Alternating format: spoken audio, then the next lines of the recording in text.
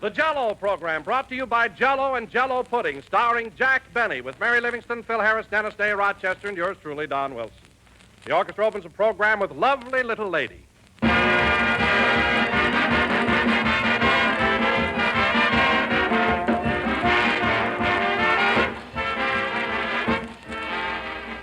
Do you know that old saying, friends, about seeing is believing? Well, even seeing a big, beautiful mold of Jell-O can't make you believe how wonderfully good it is. No, you have to taste it to know what a marvelous flavor Jell-O really has to offer. Your first shimmering spoonful of Jell-O will give you the whole story as nothing else can. You'll taste in it a gloriously rich flavor. Yes, a flavor that calls up the pleasant memory of sunny summer orchards and berry patches. A flavor that's locked right into Jell-O by Jell-O's exclusive process. This new process makes Jell-O better than ever, gives you extra richness, extra pleasure. Prove it for yourself. Open a package of Jell-O. Notice that there's no telltale aroma, no sign of escaping fragrance and flavor. Then dissolve the tiny Jell-O particles, and notice how Jell-O's captive goodness comes gushing out in a flood of wonderful richness. Get Jell-O tomorrow and enjoy the added delight of swell, tempting flavor locked in by Jell-O's new process.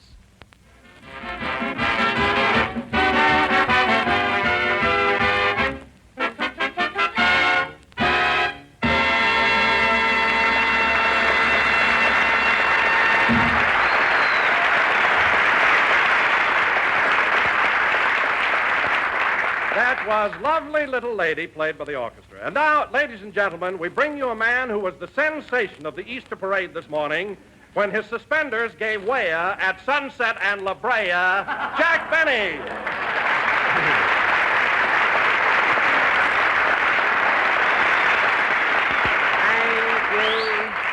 Thank you. Hello again. This is Jack, your little Easter Benny, talking.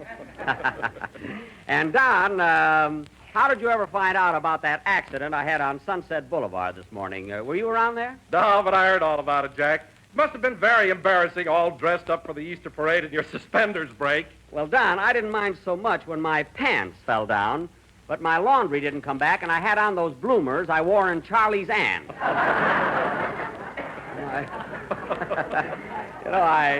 I felt like a darn fool, you know. Yeah, I can imagine. You must have looked awful standing there in all that lace and those ruffles. No, Don. Apparently, I was rather attractive. In fact, I heard a little boy ask his mother if I was Scarlett O'Hara. Of course, I had to admit that I wasn't.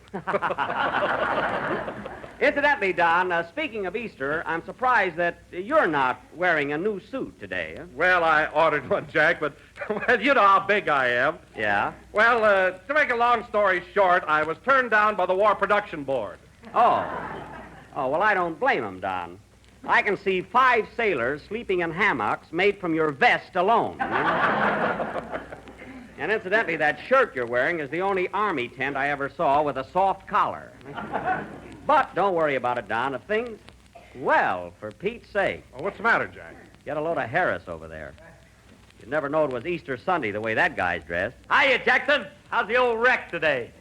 Oh, fine. As a matter of fact, I just polished the Maxwell this morning. Bill means you. I know who he means. Always has to come in with a wise crack. You said it. Hey, Jackson, did you hear about that big Turkish bath downtown that's going to close up? Close up? Why? They ain't got no rubber. Ha, ha, ha, ha, ha. That's a Lulu.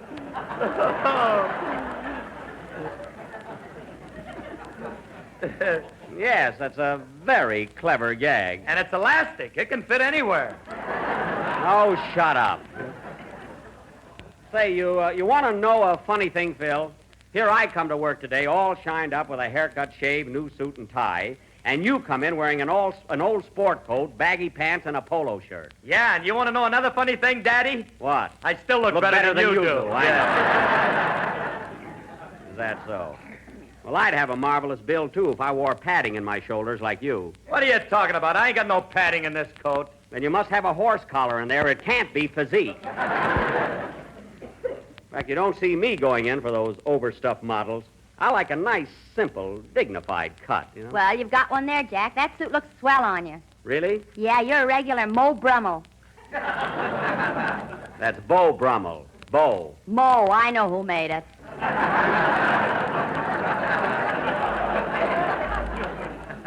All right. If you want to know something, Mo Brummel and Sons have a very exclusive tailoring establishment. They don't take everybody, sister. They don't, eh? No. And why have they got 4 guys out on the sidewalk with meat hooks?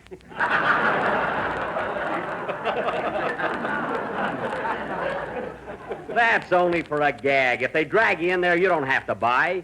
And they have marvelous values. Feel the material, Don. How's that?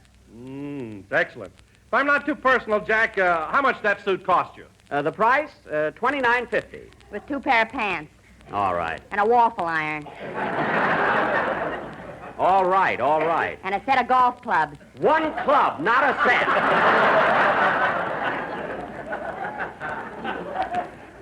A little mashy niblick, and she makes it a bag full. Anyway, Don, if you want to know where the place is, come along with me tomorrow morning. I'm taking the suit back for alterations. Alterations? Why, that suit looks okay to me. No, Don. The sleeves are a little too long, and the handle keeps coming off the niblick.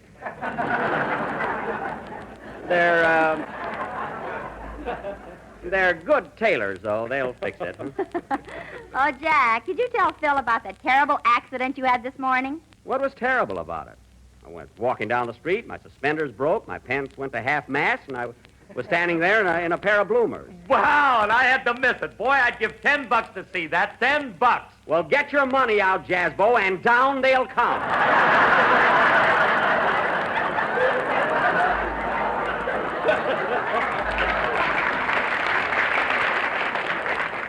All right, hand over the dough. Oh, Jack, for heaven's sake, pull up your suspenders. Well, then let him get some money out or keep still about it. Showing off. Anyway, we were talking about my suit. Speaking of suits, Mr. Benny, how do you like the one that I'm... Oh, hello, Dennis. Hello. Speaking of suits, Mr. Benny, how do you like the one How do you feel, kid? Oh, I'm fine, thanks. Good. I had a little touch of dandruff, but I'm over it now.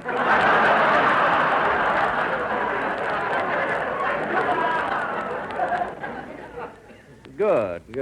Speaking of suits, Mr. Benny, Yes? how do you like the one I'm wearing? Well, it's all right, Dennis, but I don't think it fits you as well as it should. When did you buy it? I got it yesterday by accident. By accident? Yeah, I was looking in a store window downtown, and all of a sudden I got a hook.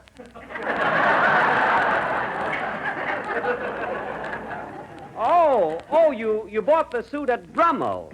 Well, Dennis, when you get a new outfit, you know, you're not supposed to stuff a lot of things in your pocket. Look at the way your right pocket is bulging. That's the waffle iron. I can't get it out.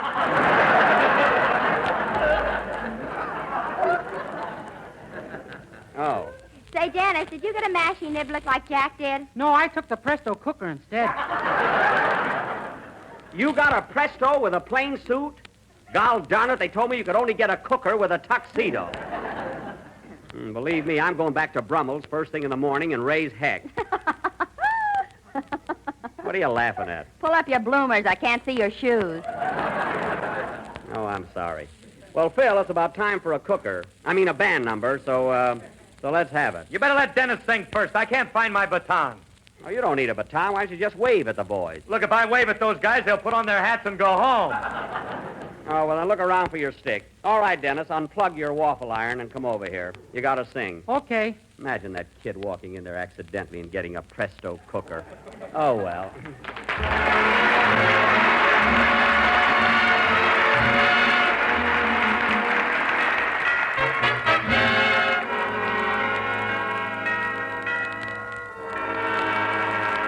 I'd like to tell you, if I may, a simple story of undying love. How it will finish, I can't say.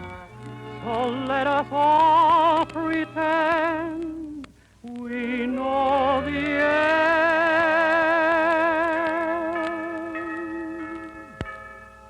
In an old cathedral garden, there's a rose that blooms so fair.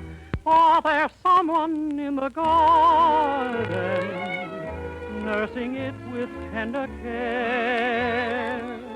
If there weren't any raindrops, this this is one thing that I know. She has shed so many teardrops, they could make this flower grow in an old cathedral garden just before they said goodbye. With a kiss she made this promise that the rose would never die, and she'll keep a flower growing, knowing he'll come back someday. In an old cathedral garden, yes, it ended just that way. Oh, she kept a flower growing,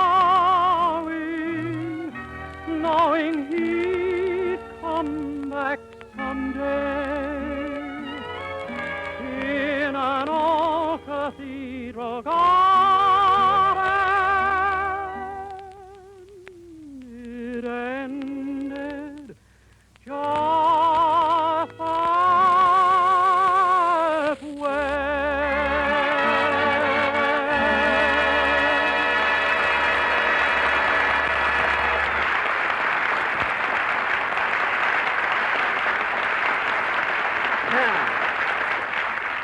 That was In an Old Cathedral Garden, written by Lou Pollock and Herman Ruby and sung by Dennis Day. And, Dennis, you sang that beautifully. Thanks, Mr. Benny. Of course, I got a little bit of a cold, you know. A cold? That's too bad. How'd you get it? Well, on April Fool's Day, I sneaked into my girl's apartment and hid in the electric refrigerator. Oh. I was going to say boo when she opened the door. That's a cute gag. What happened? Well, she didn't come home that night, and they had to rub snow on me for 3 days.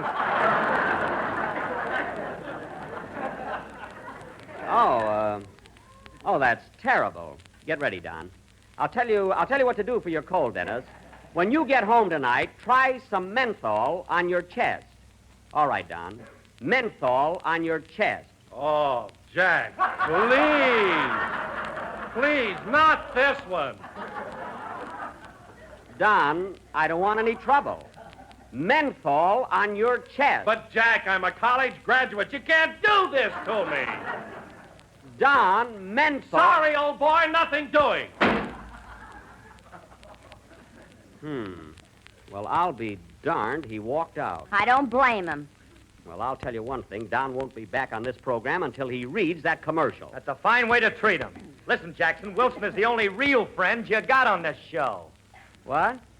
What about you and Mary and Dennis? Well, you know, it's just a job with us. Well, I'm certainly glad to know that. Me, too. I never knew where I stood around here.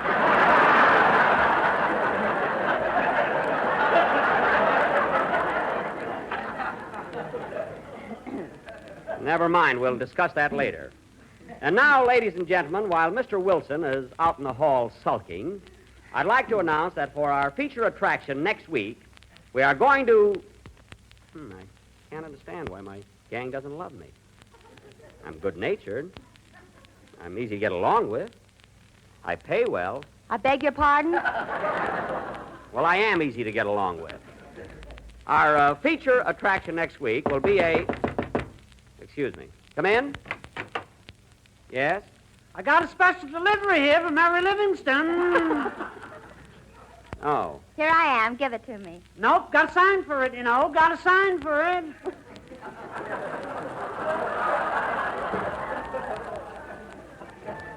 Okay. Postal regulations, don't blame me.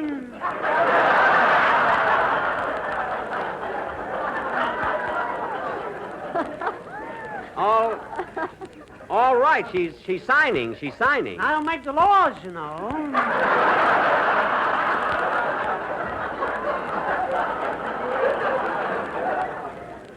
All right. Here, it's signed. If I broke the laws for you, I'd have to break it for everybody else.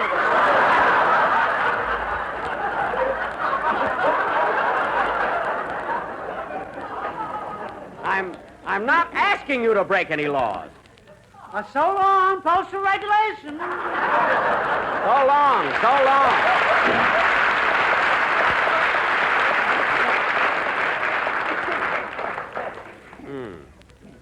Say, that guy's a little old for a messenger boy. Spring doesn't mean anything to you either, Bub. All right, Mary, who's the letter from? My mama. Oh, fine. What's old Roxy Hart got to say, anyway?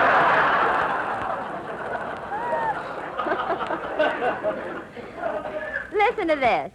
My darling daughter, Mary, just received your long letter with check enclosed. We'll read it as soon as I return from the bank. He's a mercenary old buzzard. Everyone is fine here except that your Uncle Willie has started drinking again. He bought a new Easter suit yesterday, and he took a bottle opener instead of a Presto cooker. Even with the shortage of tires, we can't get him to go on the wagon. He's sure, too. He's got a nose like a taffy apple. Quiet. Your brother Hillard is in the Army and writes that he will not be able to be a general for some time as they are short of uniforms. Some reason. You'll be happy to know that he won a medal shooting Japs. Let's see that. That's craps, shooting craps. He won the medal in a dice game. Go ahead. I cannot tell you where Hillard is stationed, as it is a military secret. However, this morning I received a big box from him with a kangaroo in it. He's probably in Iceland. I'm not giving away any information. No other news, except that last night we all went to see Jack's latest picture, To Be or Not to Be. Well, Your stupid father thought it was wonderful. I might have known your mother wouldn't like me. We also saw Cecil B. DeMille's new movie, The Wild Wind with a Reap Zeet.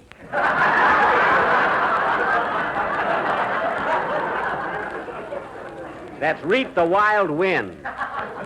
Boy, is she pressing. Must close now, as your sister Babe wants to use the fountain pen to make up her eyebrows.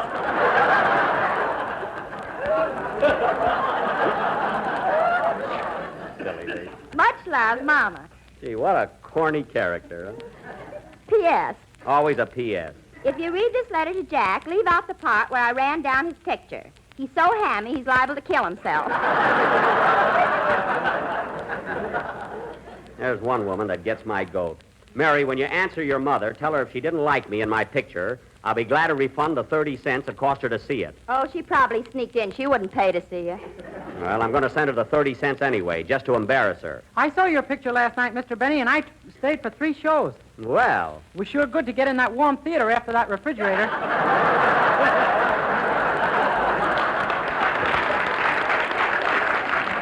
well, let me tell you something, Dennis. Anytime you want to... Well, so Mr. Wilson has returned. All right, Don, menthol on your chest. Oh, all right. Ladies and gentlemen, the next time you... No, I will not be a big fat stooge. Well, he can stay out in the hall all night if he wants to. I can be just as stubborn as he can. Okay, Phil, let's have a band number. Sorry, Jackson, I ain't found my baton yet. Well, lead with your curling iron. I know it's standard equipment. Come on, let's have a number. Don Wilson thinks he's going to get paid for tonight. He's crazy.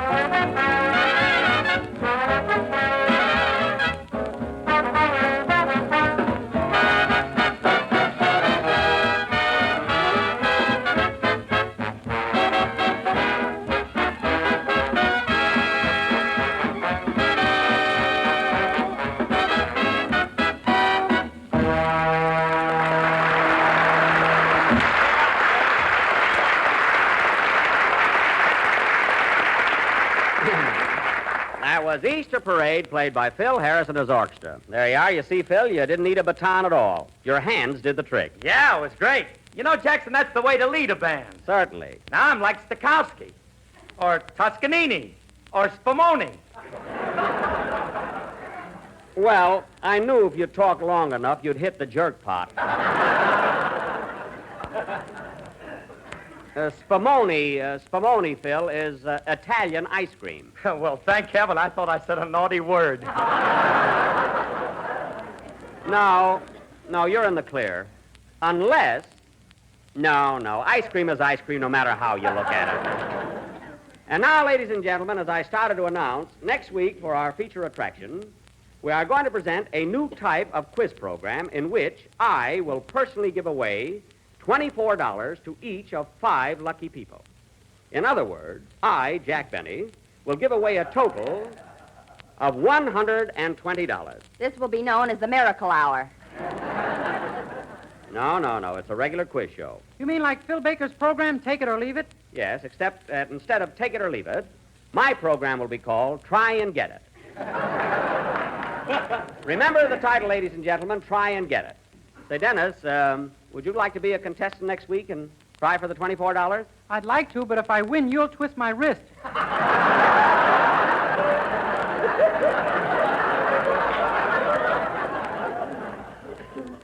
There'll be no violence. Anyway, folks, be sure and tune in next Sunday for our big quiz show. By the way, Jackson, did you hear Fred Allen on the Quiz Kids program? On the Quiz Kids? Yes, I heard him, and I'm glad you brought it up. Now, if you remember, Phil, Fred Allen was the quiz master. That is, he asked the question. But when I was on the Quiz Kids program, I sat right there with the kids and had to answer the questions. There's a difference. Wait a minute. What questions did you answer? There's a big difference, sister.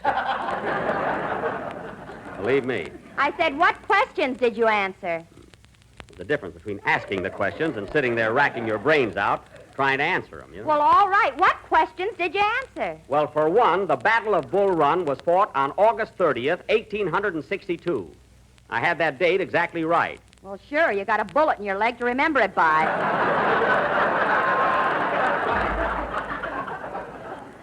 I wasn't even there.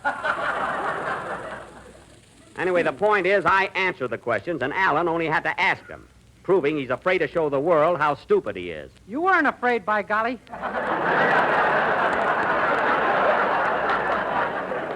Darn right, Dennis. That Alan goes around posing that he's such a genius, but he's really a phony. I don't know about that, Jackson. He don't waste no time answering your program every week. Oh, yeah? He thinks up gags as fast as I do. You don't know it, Phil, but you're on my side again. And I'll tell you something else.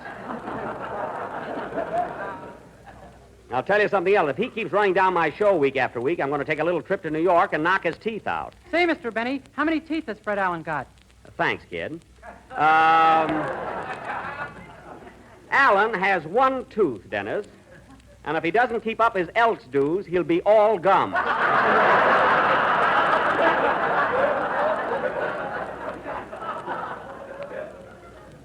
He hasn't eaten anything with gristle in it for over 30 years.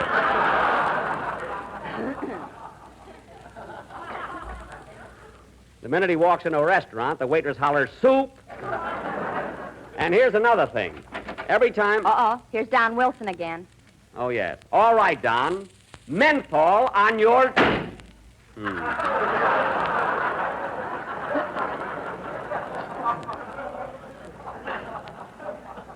There he goes again. Can you imagine such a stubborn guy? Well, at least he's got pride. Mary, I wrote that commercial, and I insist that he read it. I'm running this show, and until we find...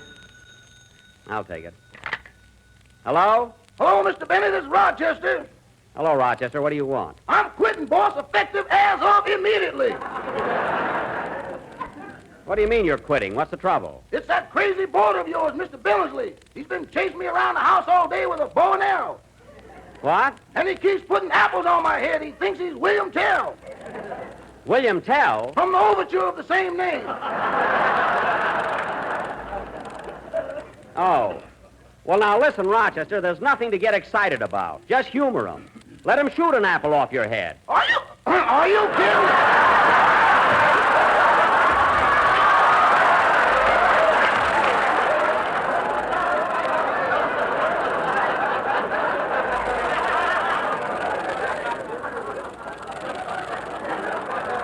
But, Rochester, he won't hit your head. The idea is to put a hole through the apple. Uh-huh. You see, Mr. Billingsley thinks he's Swiss, like William Tell. And the Swiss are very good shots. Did you ever see any of that cheese they send over here?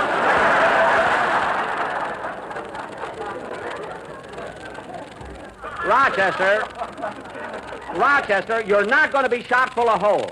Mr. Billingsley is very good with a bow and arrow. Uh-huh.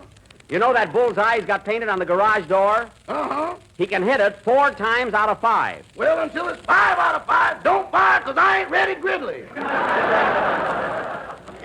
Oh, what a scaredy cat. Rochester, when I get home, I'll let Mr. Billingsley do that trick with me and show you up. I'm going to prove you're a coward. Don't bother. I'll take an oath on it. Rochester, don't get hysterical. Mr. Billingsley just likes to have fun. So the minute I get home, I'm going to stand against the wall, put an apple on my head, and let him shoot it off. You better have your toupee on stilts. Never mind, I'm not afraid. Anyway, I'll be home in a few minutes. Goodbye. Goodbye. Oh, say, boss, Now what? can I have the evening off? I want to go down to Central Avenue for the Easter parade. You had this morning off for the Easter parade. That was just a rehearsal. Tonight we're going to strut on down. Okay, so long. Mr. Billingsley is such a playful fellow, and Rochester doesn't seem to understand him. Oh, well, maybe if I... He's here again. Yes, I'm here. All right, Don, the program is nearly over. Now, for the last time, menthol on your chest. Oh, very well. Ladies and gentlemen, the next time you go to your neighborhood grocer, be sure to buy a package of Jell-O. The ladies think it's delicious. Here it comes, folks. And the menthol say it's chest wonderful. I hope you're satisfied. Well, he'll pay for that door, or my name ain't Scarlett O'Hara. Play, Phil. For your next salad, friends, try this delightful Jell-O treat. It's a grand combination of sweet cucumber pickles and sunny lemon Jell-O. And it's so easy and simple to make.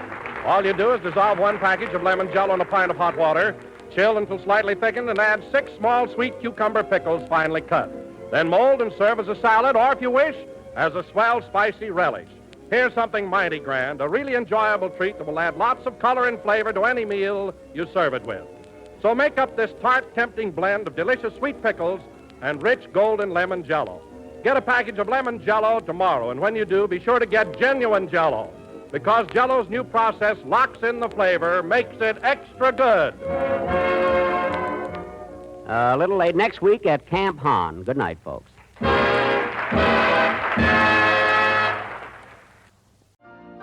You've been listening to the OTR Gold Network. Find more classic radio at otrgold.com.